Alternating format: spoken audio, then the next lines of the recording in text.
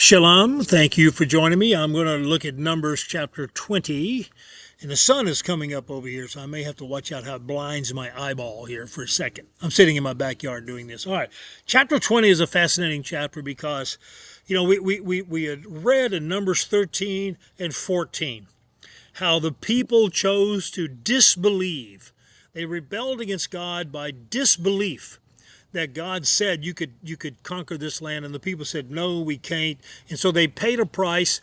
God punished them for their lack of unbelief. They were not allowed to enter the promised land, and instead they had to wander around in the desert for 40 years, 1 year for each of the 40 days that they reconnoitered the land. They could have come back in faith and said the same thing that Caleb and Joseph said, and said, man, that Joshua said that we can do this.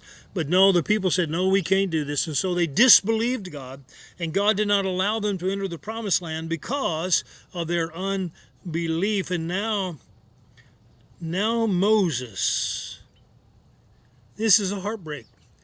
Moses, the man closest to God, even Moses has a moment where out of his own anger, he disrespects God too.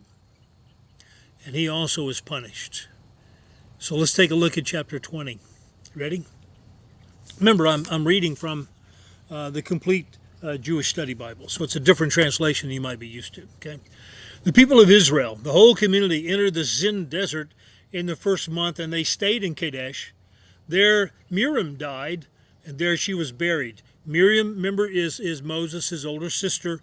She's the one that watched over him when baby Moses was put in the little ark on the Nile River, and when the Pharaoh's daughter retrieved him, she was the one that showed up and said, hey, we can make sure that there's a wet nurse to take care of him. So here's Miriam, his older sister. Now she dies in the wilderness. She also doesn't get to go into the promised land. And there she's buried because the community had no water. Again, this is a real common issue out in the desert, no water. So they had no water. They assembled themselves against Moshe and Aaron, and the people quarreled with Moshe and Aharon. And they said, we wish we had died when our brothers died before Adonai.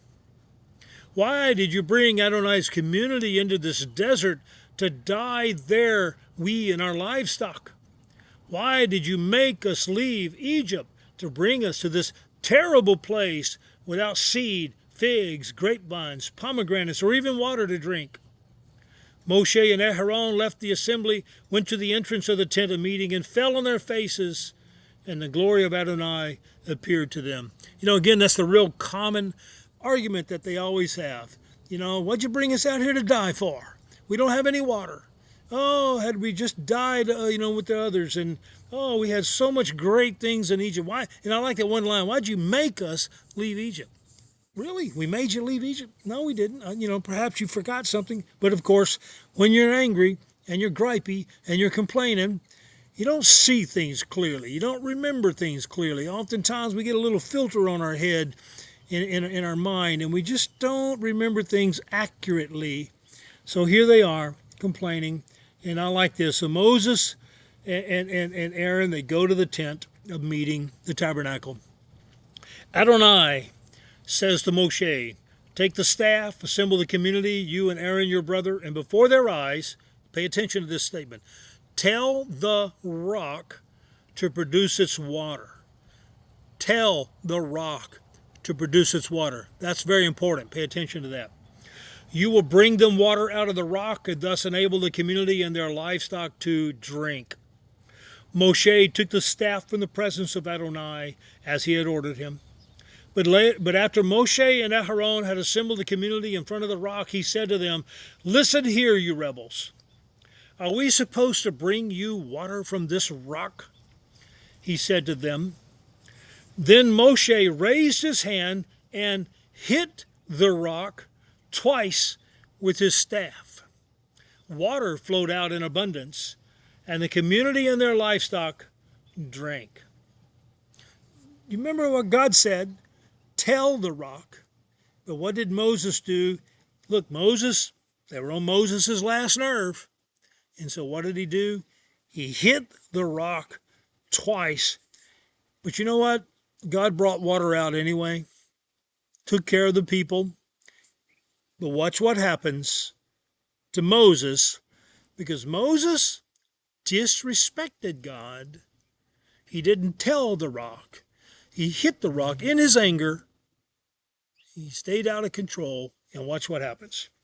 But Adonai said to Moshe and Aaron, to both of them, because you did not trust in me so as to cause me to be regarded as holy by the people of Israel. Notice that statement. You will not bring this community into the land I have given them.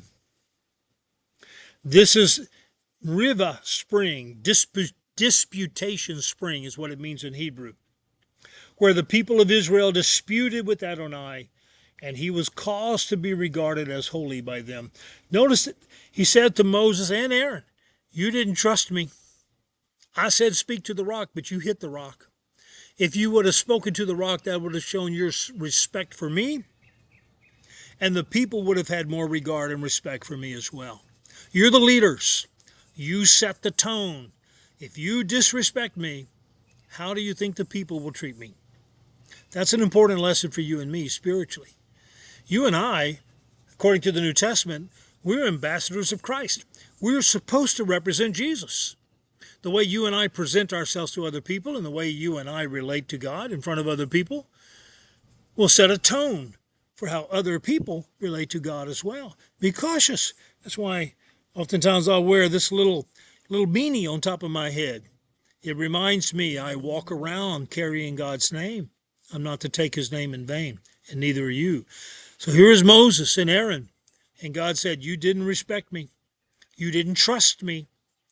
Therefore, you also will not enter the promised land. You're going to die out here too, just like the rest of them. Boy, that's a pretty serious consequence, don't you think? So Moses sent messengers from Kadesh to the king of Edom. Now, here's an interesting little thing.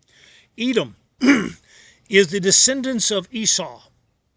When you had Abraham, had Isaac, Isaac had Jacob and Esau, two brothers, and Jacob became the father of Israel, the 12 tribes. Esau became the father of Edom, and Edom are the descendants of Esau. Esau are the ones that God did not choose to be his chosen people, even though they are relatives of Jacob. And so they're coming to the land of Edom. This is supposed to be Jacob's cousins, Jacob's family. Jacob is the nation of Israel. Jacob was renamed Israel later in the book of Genesis. So when we're talking about Israel, we're talking about descendants of Jacob approaching Edom, who are the descendants of Esau. This is Jacob and Esau, two brothers. And so now we have the descendants of Jacob and Esau approaching one another. And watch what happens in the land of Edom, which is the southern part of it, kind of the southeast corner of Israel, going all the way over into what is today modern-day Jordan. There is a area in Jordan called Petra, P-E-T-R-A, Petra. And there are these beautiful carved-in ruins that are carved into the side of the hillside. These are the descendants of Edom. This is part of their land. So Moses sent messengers from Kadesh to the king of Edom, and this is what your brother Israel says. Remember, they're related, right?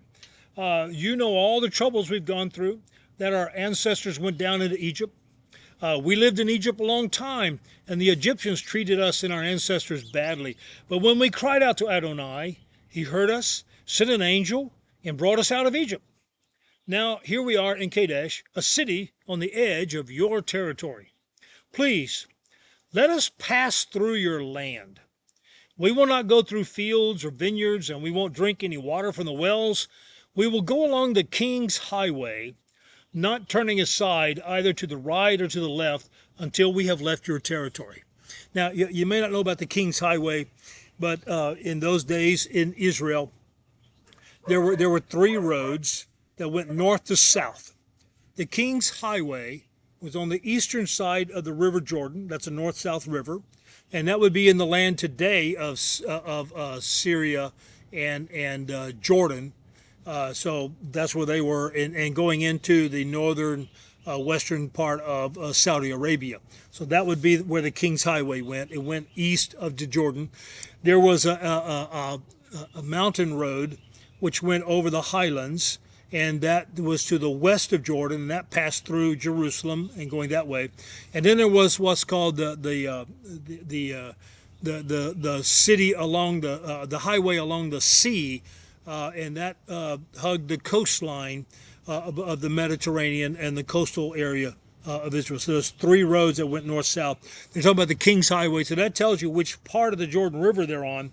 They're now east of the Jordan River, and they're walking up into the territory of Edom, and they're approaching it, and they're asking for permission to pass through the land. Okay, so this is what they're doing. Passes through the land, and Edom says, "You are not to pass through my land. If you do, I'll come out against you with the sword." People of Israel replied, "We'll keep to the highway. We won't drink your water. Now that we are our livestock, we'll pay for it. Just let us pass through on foot. It's nothing." But Edom said, "You are not to pass through," and Edom came out against them with many people and much force. Thus Edom refused to allow Israel passage through its territory, so Israel turned away. This event becomes very significant later on when Edom becomes punished by God for refusing to help their brother Israel. That's much later in the Bible, but at this point, this is where it started right there. This is where the animosity really started between Edom and Israel. Then they travel on from Kadesh. They go to the whole community, arrived at Mount Hor. Mount Hor is by the border of the land of Edom. Adonai said to Moshe and Aaron, now watch this, okay, this is important. Aaron is about to be gathered to his people, because he is not to enter the land that I have given to the people of Israel, inasmuch as you rebelled against what I said at the Meribah spring. Take Aaron and Eleazar his son, bring them up to Mount Hor. Remove the garments from Aaron and put them on Eleazar his son. Aaron will be gathered to his people. He will die there. Moshe did as Adonai had ordered. They went up on the Mount Hor before the eyes of the whole community. Moshe removed the garments from Aaron and put them on Eleazar his son, and Aaron died there on the top of the mountain. Then Moshe and Eleazar came down the mountain. When the entire community saw that Aharon was dead, they mourned Aharon 30 days, the whole house of Israel. This is the death of Aaron, and again, it is related to that act of mistrust. Instead of speaking to the rock, Moses hit the rock, and both he and Aaron paid the price for that lack of trust, that lack of respect. Maybe there's a lesson in here for you and I to figure out, maybe. Thanks for joining me. Now we're going to hit chapter 21. I want you to be ready for that.